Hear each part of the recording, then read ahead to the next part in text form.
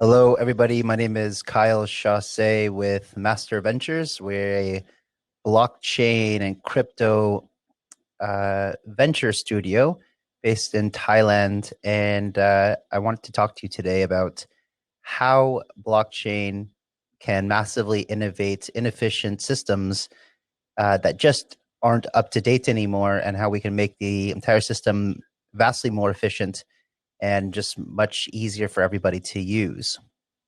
So if you're not familiar with blockchain, blockchain is it's a distributed ledger that basically just means that there's a bunch of different copies of everything that happens in the system all around the world. And every time that there's a transaction made on one of those ledgers, it's copied to all of the other ledgers. That creates a trustless, meaning that you don't have to trust any central party record of account. And it's actually revolutionizing everything in the world. Bitcoin, I'm sure most of you have heard about Bitcoin, is an attempt to disrupt the financial system. And the same way that Bitcoin is disrupting the financial system, there's lots of other innovations that are happening that were made possible from what's called smart contracts. Smart contracts are programmable types of contracts that happen on a blockchain that allow you to create different, we call them D apps, or decentralized applications. So I'm going to talk to you today about something that we're building in-house that we are very, very excited about. It's called Paid Network. And Paid Network is an attempt to disrupt the current way that we do business and the current way that we arbitrate disputes.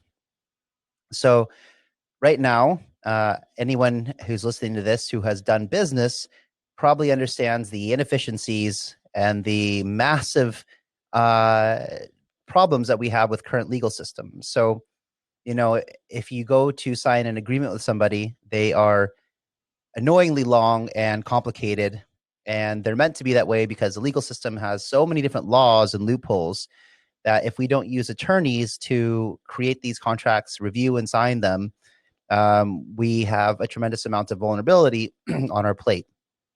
Furthermore, as we start to become more nomadic in nature, and that has been rapidly accelerated by this COVID situation that we're facing. Now that we have people doing lots of lots of business cross jurisdiction or across the world.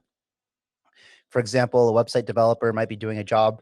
A website developer in in Ukraine might be doing a job for somebody in the United States, for example. Or if I am advising a project that is being built out of Hong Kong, but I'm in Thailand, for example, when you have to sign these agreements, there's always this part on the agreement that says, this agreement is governed by the laws of X. And that tends to always benefit one of the parties, but it makes it really difficult for the other party. And, when I used to live in the United States, it was difficult enough to try to litigate a case that was in a different city or state, more or less a different country.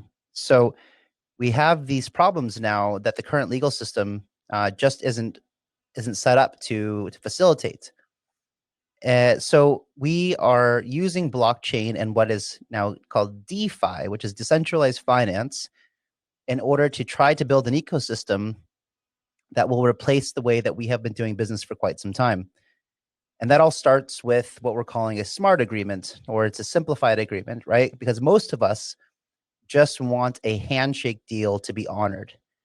So if you're going to build me a website and you are going to charge me $10,000, we don't need this huge, complicated legal agreement for this deal to be done. We just want to make sure that both parties stick to their word and that agreement is honored. So Paid will, the most at the core of it, the most simple part of it is to create these standardized, very simple agreements that can be understood by anybody. So Bob and Alice enter into an agreement. Bob is going to build Alice a website for $10,000, and it should be done by this date. And maybe there's some very basic parameters on there. So anybody understands what the terms of this agreement are. Bob and Alice sign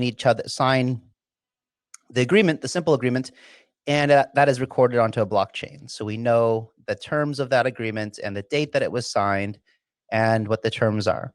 So now Bob builds this website for Alice, and if Alice is happy, uh, then she can pay Bob. And then we can introduce things like escrow, right? So we can have a decentralized escrow where Bob wants to build this website for Alice, but he wants to make sure that he's going to get paid, right? So he doesn't get to this complicated part of non-payment, and then that's frustrating. And then how does Bob go after Alice for the money, for the work he's done? So Bob can use a decentralized escrow service that we have built into Paid, where Alice has to deposit this $5,000 into escrow. And after Bob completes the work for Alice, then Bob can request that the money be released from the escrow, and Alice can release the money to Bob. That's very easy. So we'll go into some more examples. Let's say that Bob and Alice meet at a networking event, and they sit down and have some lunch, and they realize that they have very different networks, but complementary networks. And they decide that, hey, you know what? I know some people that you should meet, and it probably generate some business for you. And they agree that this would be a symbiotic relationship, and they want to get paid for any introduction, any business that results from the introductions being made. So Bob and Alice at this lunch decide that they want to pass business back and forth to each other, and they bust out, instead of having to go through this long, complicated process of these non-standardized agreements and go through something like HelloSign or DocuSign and the kind of problems I described already, they just bust out their app, their Paid app. And they go to the referral agreement section, and the app is very smart. It's already pre-populated all the information, because when they installed the app, they put the information there that they would like to be pre-populated on these agreements. And each Bob and Alice's identity are tied to their biometrics, so that they always, because we will have a reputation system in place, which is extremely important. So Bob and Alice enter into an agreement. They scan each other's QR codes. They seal it with a thumbprint. And this agreement is recorded into a blockchain that says, on this date, Bob and Alice entered into this agreement. And it says something, it'll be something as simple as Bob and Alice agree to make introductions to each other, and any of those introductions that result in revenue generated shall pay each other 10% of that revenue generated, for example. And that's a very simple agreement. And Bob thinks that Alice should meet John. So Bob decides to introduce John to Alice, and does that through the Paid app. And John accepts the invitation to meet Alice, and that is recorded on the blockchain as well. So now we have the introductions recorded on the blockchain as well. So you have this audit trail of events. You have Bob and Alice entering into this agreement, and then you have the introduction of John as well to Alice from Bob, and that is also recorded on the blockchain. So, and then we can see that any business that was generated between John and Alice, Bob should get paid 10% of that revenue. So that's another way to record the audit trails. So let's give another example. Let's say that I enter into an advising agreement with Bob, and Bob is starting a new project and he needs some advisors. And so Bob doesn't want to put any money in an escrow, because my fee is $100,000 to do the work. But I am worried, because Bob hasn't built much of a reputation score in the system yet, and I'm not sure if he's going to pay me on this deal.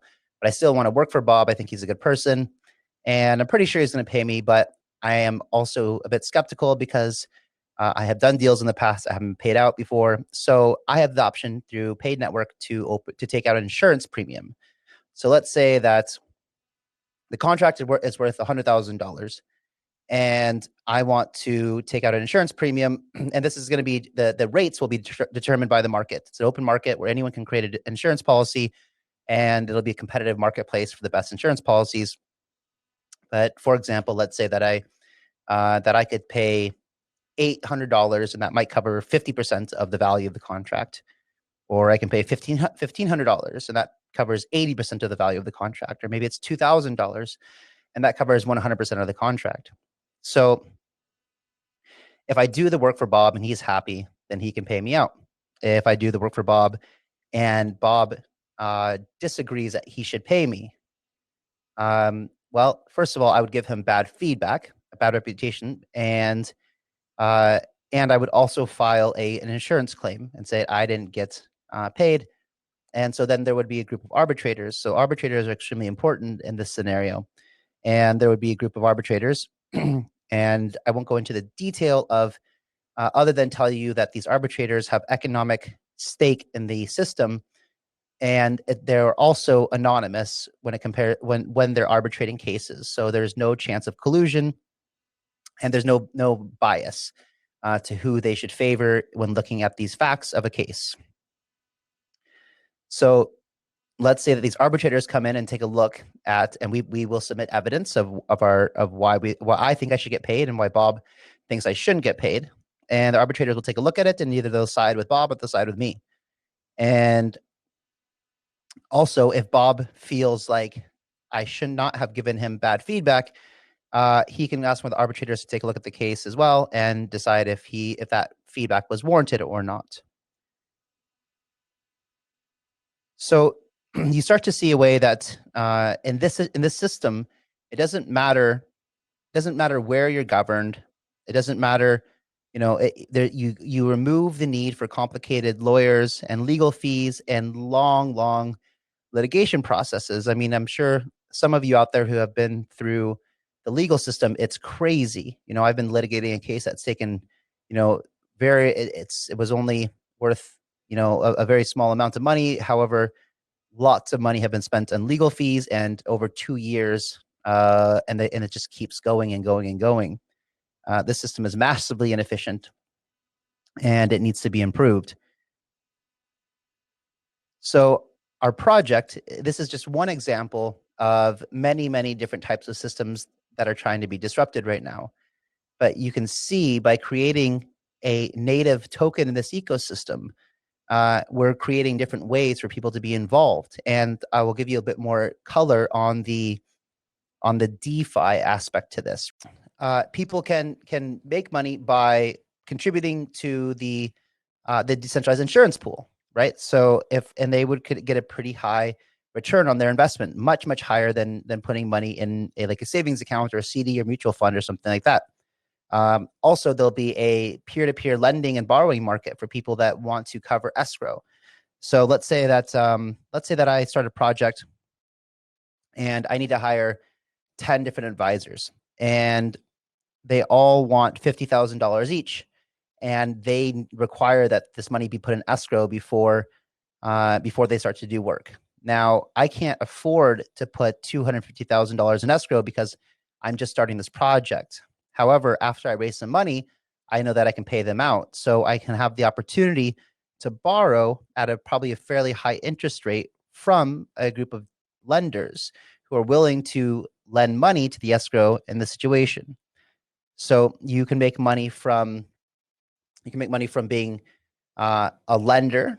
You can make money from providing liquidity to the insurance pool. And now there's also this very interesting case to make money as an arbitrator.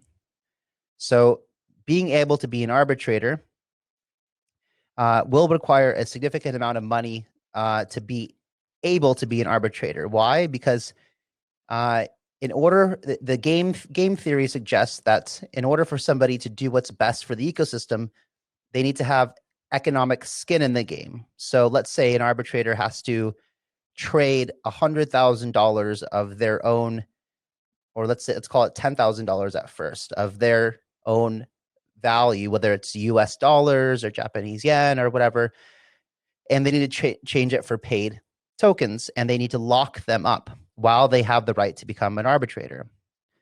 And the goal is that those are locked up. So when they are making decisions based on like arbitrating these cases, the idea is that they're going to do what's best for the ecosystem. So they're going to use their best judgment to fairly arbitrate these cases. That way the ecosystem gains in popularity because this is actually working well. And if that happens, there'll be more and more network adoption, which means there'll be more and more demand for that native network token.